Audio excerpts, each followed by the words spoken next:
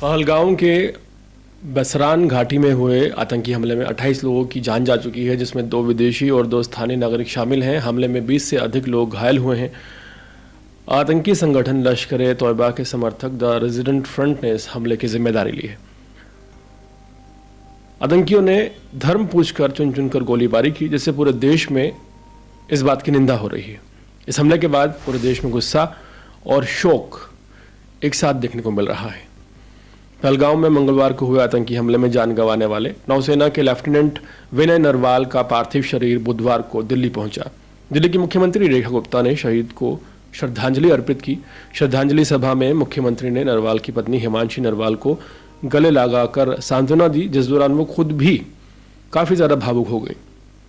शहीद विनय नरवाल की 16 अप्रैल को शादी हुई थी और वो अपनी पत्नी के साथ हनीमून मनाने के लिए पहलगाम गए थे, जहां आतंकियों ने उन पर हमला किया, जिसमें नौसेना के लेफ्टिनेंट विनय नरवाल की जान चली गई। बुधवार को उनका पार्थिव शरीर दिल्ली के इंदिरा गांधी अंतर्राष्ट्रीय हवाई अड्डे पर पहुंचा। सीएम रेखा गुप्ता दिल्ली एयरपोर्ट पहुंची और नरवाल को श्रद्धांजलि दी। इस दौरान नेवी अफसर का परिवार भी वहीं मौजूद था और इस दौरान सीएम रेखा गुप्ता भी भावुक होती हुई नजर आई। उन्होंने सोशल मीडिया पर पोस्ट किया कि यह देश उनके बलिदान को कभी नहीं भूलेगा।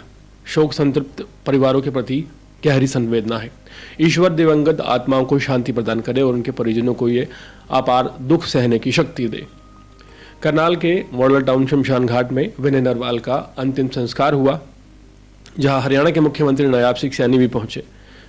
और जैसे ही सृष्टि ने, जो कि विनय की बहन है, उनसे मुलाकात की, वो फूट फूट कर रोने लगी। उन्होंने गुस्से और दर्द के साथ कहा कि 1.5 घंटे तक वो जिंदा थे लेकिन कोई नहीं आया।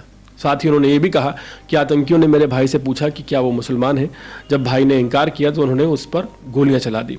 मुख्यमंत्री ने सृष्टि को सांत्वना देते हुए कहा कि आपके भाई के हत्यारों को बख्शा नहीं जाएगा, सरकार इस मामले में कठोर कार्रवाई करेगी।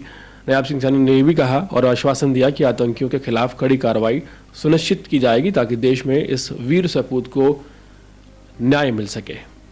वहीं विनय नरवाल की बहन ने जो दावा किया मुख्यमंत्री के सामने कि 1.5 घंटे तक विनय नरवाल जिंदा थे लेकिन कोई नहीं आया, यहां पर जरूरी है कि जो आरोप प्रत्यारोप लग रहे हैं उसके बीच जिम्मेदारी और जवाबदेही तय हो।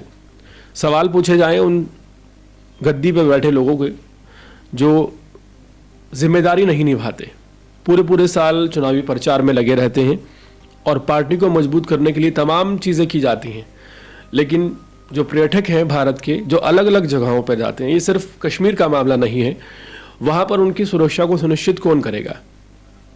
महाकुंभ में लोग आए 60 करोड़ के आसपास, उनकी जिम्मेदारी लेने में भी कोई रुचि खास नजर नहीं आई, जबकि अरबों रुपए का रेवेन्यू जनरेट हुआ, जो कि सीधे सीधे टोल टैक्स के जरिए भी सरकार की जेब में गया। वहीं जो बात कही है सृष्टि ने, जो कि विनय नरवाल की बहन है, वो यहाँ पर काउंटर करती है सरकार को कि सरकार, हमेशा ऐसा नहीं हो सकता कि कोई भी दुर्घटना हो जाए, कोई भी बड़ा हादसा हो जाए, लोगों की जानें चली जाएं और सरकार सिर्फ इसको हिंदू मुस्लिम का मैटर करके साइडलाइन कर दे। अगर पाकिस्तान जिम्मेदार है तो 75 सालों से हम पाकिस्तान को झेल रहे हैं और कितना झेलना होगा। अगर पाकिस्तान जिम्मेदार है तो जो महंगे महंगे जेट हमने खरीदे हैं, जो डिफेंस का बजट हम खर्च करते हैं, जिसका टैक्स एक आम आदमी देता है, उसकी जवाबदेही कब तय होगी। जब सीधे सीधे आपके भोले भाले मासूम नागरिकों पर हमला हो जाता है तो फिर बैठकर भाषणबाजी करने का टाइम नहीं रह जाता। और यही बात देश के गृह मंत्री और देश के प्रधानमंत्री को इस वक्त समझनी चाहिए। सवाल है कि कश्मीरियों को सिर्फ टारगेट करने से समस्या का हल नहीं निकलने वाला। ये माहौल सिर्फ कश्मीर के लिए नहीं है, इस तरह का हमला मुंबई में भी हुआ है। उस वक्त आप कौन से लोकल नागरिक को टारगेट करेंगे? जब मुंबई में हमला हुआ, जिस हमले के बारे में कोई तैयार नहीं था उस तरह के हमले के लिए, ताज होटल में हमला हुआ, उस वक्त क्या ये कहा गया कि वहां के लोकल लोग जिम्मेदार हैं। और सबसे बड़ी बात यहां पर यह है कि जब एक शहीद लेफ्टिनेंट विनय नरवाल की बहन सृष्टि ही ये कहती हुई नजर आ रही है कि 1.5 घंटे तक मेरा भाई वहां पड़ा रहा, अगर समय पर उपचार मिल गया होता, समय पर सुरक्षा एजेंसियां उन्हें नीचे ले गई होती, या टूरिस्ट प्लेस पर ही स्वास्थ्य व्यवस्था की कोई इंतजाम होते, तो शायद वो आज जिंदा होते। तो ऐसे तमाम सवाल हैं जो खड़े होते आए हैं और होते रहेंगे। एक हिंदू मुस्लिम का मैटर हाईलाइट करके इस मामले को दबाया नहीं जा सकता, इन सवालों को छुपाया नहीं जा सकता।